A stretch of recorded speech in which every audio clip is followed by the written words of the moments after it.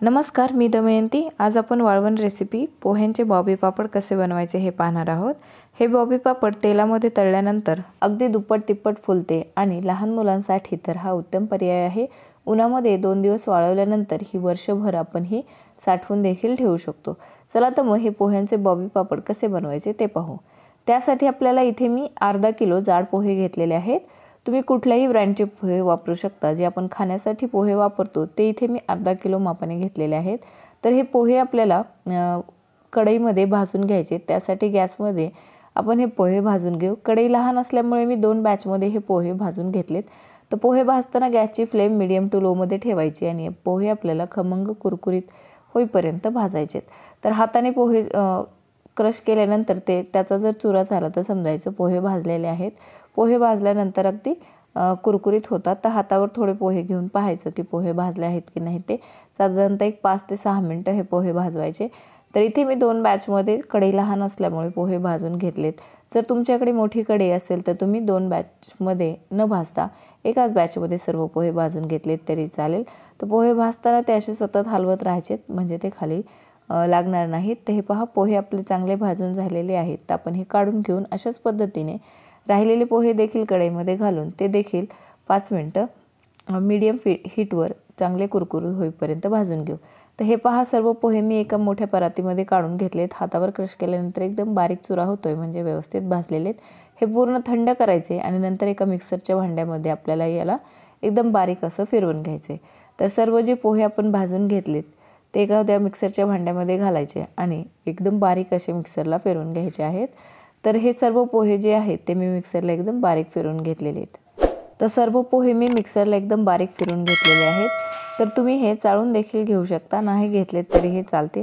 तर आता आपल्याला याच्यामध्ये चवीनुसार मीठ घालायचे। तर इथे मी 1 मोठा चमचा म्हणजे 1 टीस्पून याच्यामध्ये मीठ घातले। मीठ चवीनुसार घालायचं आणि याच्यामध्ये आपण 1 चमचा लाल तिखट घालणार आहोत। जर तुम्हाला आवडत असेल तर तुम्ही याच्यामध्ये तीळ आणि जिरे ॲड केले तरीही चालेल। तर इथे मी तीळ आणि जिरे घातलेले नाहीत, फक्त लाल तिखट आणि मीठ घातलेले। तर हे व्यवस्थित मिक्स करायचे आणि याच्यामध्ये पाणी घालून याचं छान असं मऊ पीठ मळून घ्यायचं आहे। तर पाणी घालताना थोडं थोडं करून घालायचं म्हणजे आपलं पीठ जे आहे ते फार सैल होणार नाही, फार घट्टही राहणार नाही। तर आवश्यक असेल तसं थोडं थोडं पाणी घालून याचा मऊ असा आपल्याला गोळा मळून घ्यायचा आहे। तर जे पोहे असतात ते भिजण्यासाठी जास्त पाणी लागतं। तर पाणी घालताना आपल्याला थोडं थोडं करूनच घालायचं आहे। साधारणतः 3 ते 4 ग्लास पाणी आपल्याला अर्धा किलो पोह्यांचं पीठ मळण्यासाठी लागतं। तर पाणी घालताना ते थोडं थोडं करून घालायचं। खूप सारं पाणी एकदाच घालायचं नाही।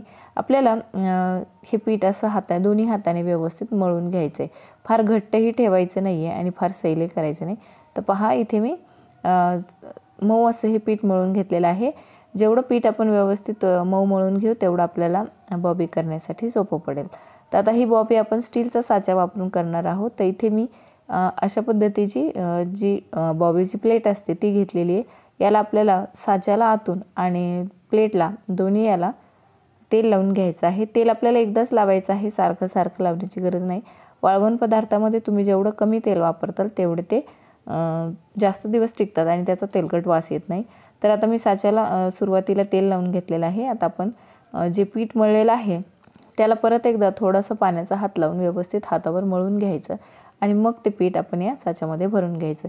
जर तुम्हाला वाटलं की पिठाचा गोळा घट्ट वाटत आहे तर थोडंसं पाणी टाकून आपण याला परत मळून घ्यायचं आणि मग हे आपल्याला साच्यामध्ये भरून याची बॉबी करायची म्हणजे आपल्याला बॉबी सोडताना साचा फार जड वाटत नाही। तर आता आपण हे हातावर व्यवस्थित असं मळून घ्यायचं आणि साच्यामध्ये घालून याची बॉबी बनवायला घ्यायची आहे। जर तुम्हाला असं वाटलं की हे जे मळलेलं पीठ आहे ते घट्ट झाले तर थोडे पाण्याचा हात लावून तुम्ही परत हे मळून घेऊ शकता। तर हे पहा, इथे मी एक मोठी प्लास्टिकची शीट अंथरून घेतलेली आहे। याला तेल लावण्याची गरज नाही। हे बॉबी पापड वाळल्यानंतर लगेच निघतात। तर अशा पद्धतीने आपल्याला साच्यामध्ये पीठ भरून हे बॉबी पापड घालून घ्यायचे आहेत। जर तुमच्याकडे पितळी साचा असेल तर तुम्ही त्याने केलं तरीही चालेल। तर इथे मी स्टीलचा साचा वापरून हे बॉबी पापड करून घेतलेले आहेत। तर हे पहा, सर्व बॉबी इथे मी करून घेतली आहे। आपल्याला ही 1 तास फॅनखाली घरामध्ये वाळवायची आहे। नंतर 2 दिवस कडक उन्हामध्ये मी हे वाळवून घेतलेले आहेत। पहा, अगदी मस्त असे आपले बॉबी पापड वाळलेले आहेत। जर तुमच्याकडे घरामध्येच तुम्हाला हे वाळवायचे असतील तर घरामध्ये फॅनखाली वाळवले तरीही चालेल. जर तुमच्याकडे घरामध्ये ऊन येत असेल तर उन्हात वाळवले तरीही चालेल.